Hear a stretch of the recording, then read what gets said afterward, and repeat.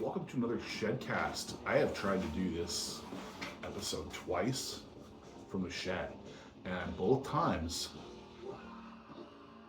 really fucked up shit happened. It is haunted, whatever. Anyways, we're gonna start this Wednesday night off with, I don't have my real job tomorrow, so whatever. A nice Miller High Life. And I also have a Peroni. Every time I see this, I think it says pepperoni, so it's hard. It was hard for me to buy the first time. Anyways, this is the Shedcast where 200 some odd people subscribe. If it's the first time you ever watched it, some of my videos have 2 views, some of my videos have like 4,000 views. Whatever. I only do this for fun. Don't really care if anyone watches it. Honestly, sometimes I just sit back and laugh at myself doing this shit from I watched shit from like a year ago. I will say my next full-length episode will have the old intro back. It's been gone for a while. Anyways, Autopsy, Severed Survival. So this and other things. This is the album that made me want to play death metal. I've been listening to death metal now, but I really wanted to play crossover and punk and hardcore before that. But when I heard the song fucking Critical Madness, I'm like, man, yeah, I think I wanna sing death metal. But anyways, you ever want to see the full story on Severed Survival and not just hear it from some guy just saying his opinion? Decibel Magazine, I think like 12 years ago, did a full story on it. So check it out if you find it in like a used store for a quarter or something. I think I still have a copy, but that's one I'm gonna keep. So Autopsy had 3 demos before this. One was actually a rehearsal. Autopsy had Chris Reifert, they did break up for a while and became Abscess, but anyways, Chris Reifert, vocals and drums. Chris was also in Death. He played on Scream Bloody Gore on drums. Eric Cutler, Danny Corellis, and Steve DiGiorgio, I'm probably not saying that right, but it doesn't really matter, was a session bass player. And the thing I did see from the Decibel story on this album, Severed Survival, is he was blown away they didn't even tune their guitars, which to me is amazing. That's completely punk rock. I wish I was in a band that would do something like that. But anyways, yeah. It's got a one thing about this album, and I think a lot of Autopsy, the first little bit before they came back after the Abscess thing, it was death metal, yeah. But had very punk edge to it, and it was very doom metal as well. Yeah, and this album, it came out on April the 24th, 1989. Do the math, people. This album is fucking ageless. 1989 this came out. It was long before that. Yeah, fuck, I was in elementary school, so I think still. Yeah, this is old.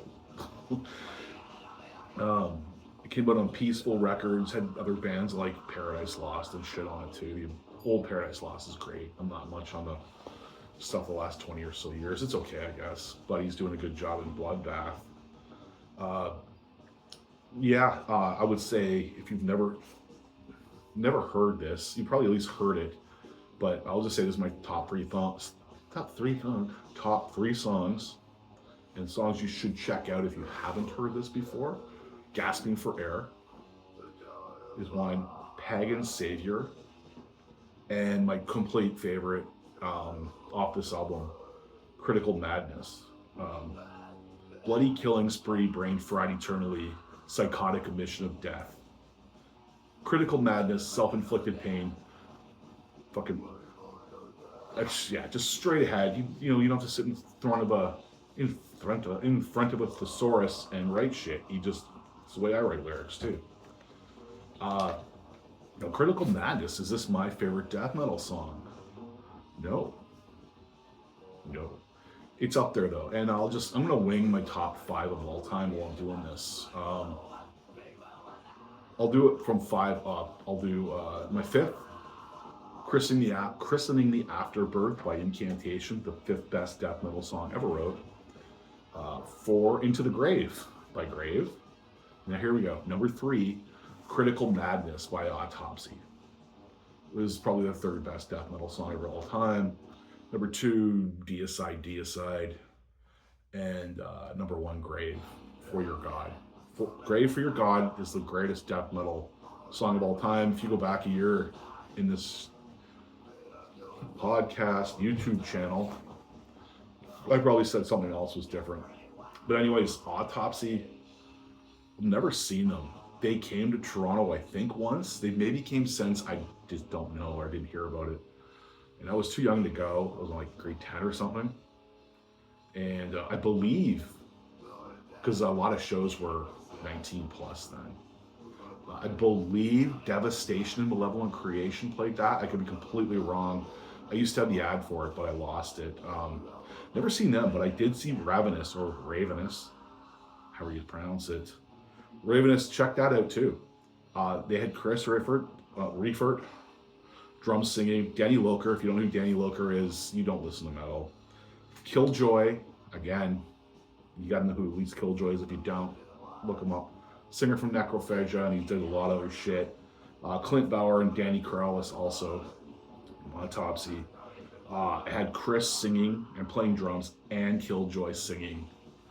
Killjoy, rest in peace. Good guy. I did get to hang out with him. And a couple albums, my old band actually got thanked on. I wrote thank you, Killjoy. But yeah, Ravenous is sick fucking shit. But anyways, this was about Autopsy, Severed Survival.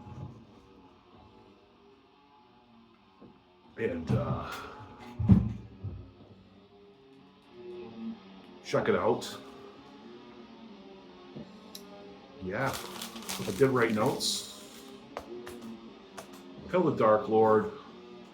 Wear local band shit if you're playing shows, and drink beer. Support Burning Caskets. We are coming for your children. That probably didn't sound good. We're coming to possess your children. There you go. Hail Satan.